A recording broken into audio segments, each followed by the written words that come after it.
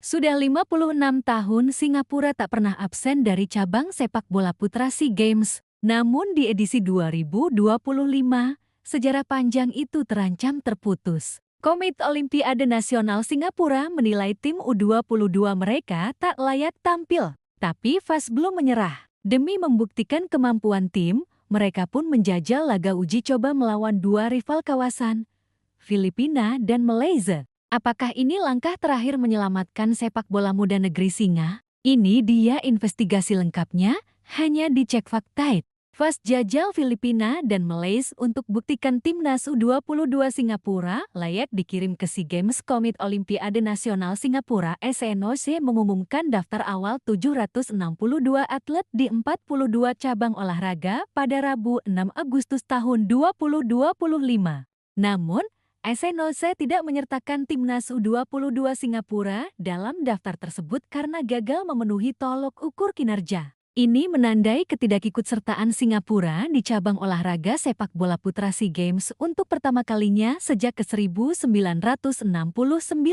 Keputusan ini diambil lantaran timnas U22 Singapura dinilai lemah dan kurang bisa bersaing memperebutkan medali. Di SEA Games 2023, timnas U22 Singapura tersingkir dari babak penyisihan grup dengan performa buruk. Mereka mencatat 1 hasil imbang dan 3 kali kalah dalam 4 laga, termasuk kekalahan telak 0-7 dari Malaysia. Ini merupakan kekalahan terbesar Singapura di SEA Games sejak batas usia di sepak bola putra diperkenalkan pada ke-2001. Catatan ini juga menandai 1 dekade di mana sepak bola putra Singapura gagal melewati babak penyisihan grup SEA Games. Setelah SEA Games 2023, Asosiasi Sepak Bola Singapura (FAS) telah membuat 10 rekomendasi untuk meningkatkan kinerja di edisi berikutnya, termasuk menciptakan kondisi bagi pemain muda untuk bermain lebih banyak di Liga Premier Singapura (SPL). Namun, upaya FAS belum membuahkan hasil karena timnas U22 Singapura masih dianggap terlalu lemah dan kurang kompetitif di kompetisi regional.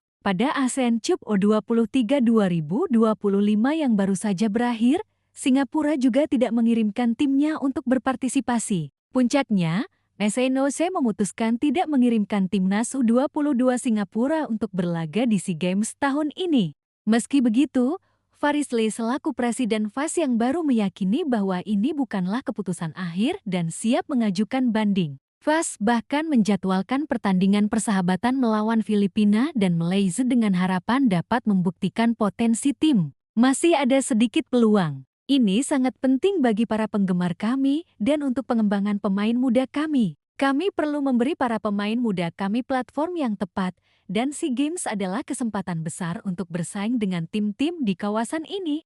Kami memahami mungkin ada beberapa kekhawatiran, karena tim tidak mencapai hasil baik di SEA Games baru-baru ini. Tetapi dari perspektif FAS, kami akan melakukan yang terbaik, kata Faris Lee.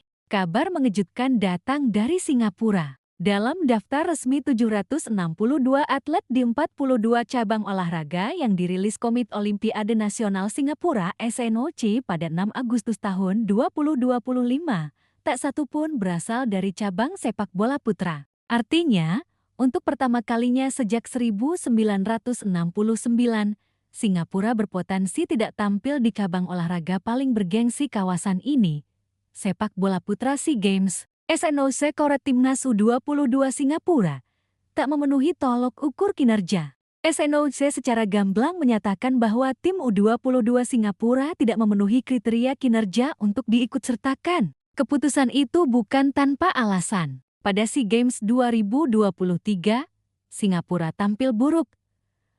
0 kemenangan 1 hasil imbang 3 kekalahan, termasuk kekalahan telak 0-7 dari Malaysia. Kekalahan dari Malaysia menjadi yang terbesar bagi Singapura di ajang SEA Games sejak sistem batas usia diberlakukan pada ke-2001. Lebih dari itu, hasil tersebut mencerminkan 1 dekade kegagalan Singapura untuk lolos dari fase grup SEA Games. FAS belum menyerah.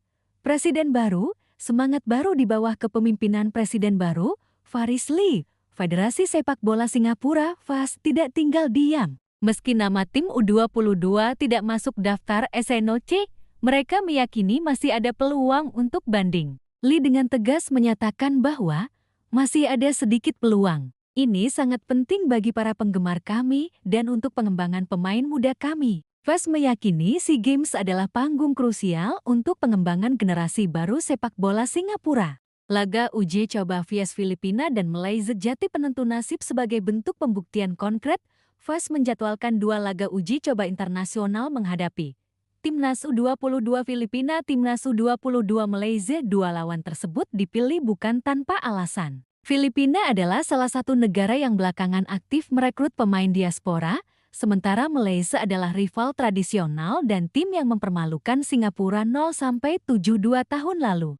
Jika tim muda Singapura mampu menunjukkan perkembangan nyata, FAS berharap ASEAN-OC merevisi keputusan dan mengizinkan mereka tampil di SEA Games ke-33 yang akan digelar pada 9-20 Desember tahun 2025 di Thailand. Mengapa ASEAN-OC begitu tegas? ASEAN-OC memiliki standar ketat dalam mengizinkan atlet atau tim berpartisipasi di ajang multi-event. Mereka hanya mengirim kontingen yang dianggap berpeluang medali atau minimal berkompetitif. Dengan rekam jejak Timnas U22 Singapura yang buruk di 2 SEA Games terakhir, plus absennya mereka di ASEAN Cup U23 2025 baru-baru ini, ASEAN-OC menganggap tim tersebut belum pantas berlaga di pentas regional. Catatan buruk sepak bola muda Singapura 2015-2025 tahun turnamen hasil akhir 2015 SEA Games gagal grup, 2017 SEA Games gagal grup, 2019 SEA Games gagal grup, 2021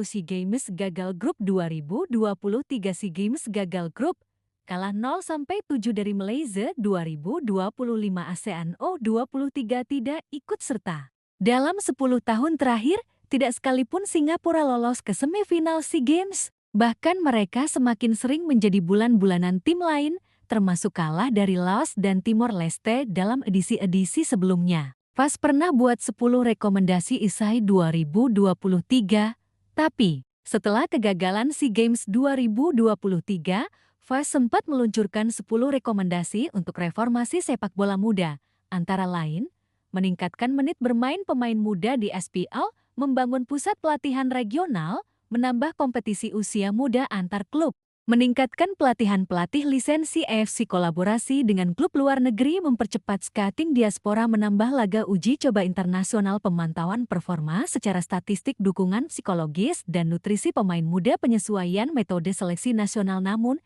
hingga pertengahan 2025, dampaknya belum signifikan. Tim U22 tetap belum bisa bersaing di level regional. Dampak regional bila Singapura absennya Singapura bukan hanya masalah internal. Hal ini berdampak luas ke peta kekuatan Asia Tenggara, antara lain. Pertama, mengurangi varian taktik. Singapura dikenal dengan gaya bermain berbasis struktur dan disiplin. Absennya mereka membuat peta persaingan SEA Games lebih homogen. Kedua, mengurangi slot pertandingan. Turnamen bisa berjalan timpang jika peserta menjadi ganjil atau grup harus dikurangi. Ketiga, peringatan bagi negara lain. Kasus Singapura bisa menjadi alarm untuk negara seperti Laos, Brunei, bahkan Kamboja, bahwa partisipasi tak lagi otomatis. Apakah FAS bisa meyakinkan ASEAN-OC? Jika dalam laga melawan Filipina dan Malaysia, Singapura mampu menunjukkan perbaikan struktur permainan, daya saing individu dan kolektif, skor kompetitif atau menang disiplin taktik dan semangat juang, maka peluang banding ke ASEAN-OC tetap terbuka. Tapi jika hasilnya buruk, maka keputusan ASEAN-OC akan makin kuat. Laga uji coba melawan Filipina dan Malaysia bukan sekadar pertandingan biasa. Ini bisa menjadi final tidak resmi bagi masa depan sepak bola muda Singapura di kawasan Asia Tenggara. Faris Lee dan FAS kini berpacu dengan waktu. Apakah mereka berhasil menyelamatkan warisan 56 tahun keikutsertaan Singapura di SEA Games? Atau sejarah baru akan tercipta tanpa negeri singa di lapangan hijau kawasan? Kalau kamu jadi ASEAN-OC, apakah kamu akan beri Singapura kesempatan terakhir? Atau sudah waktunya mereka introspeksi total? Tulis pendapatmu di komentar, dan jangan lupa like dan share Cek Fakta.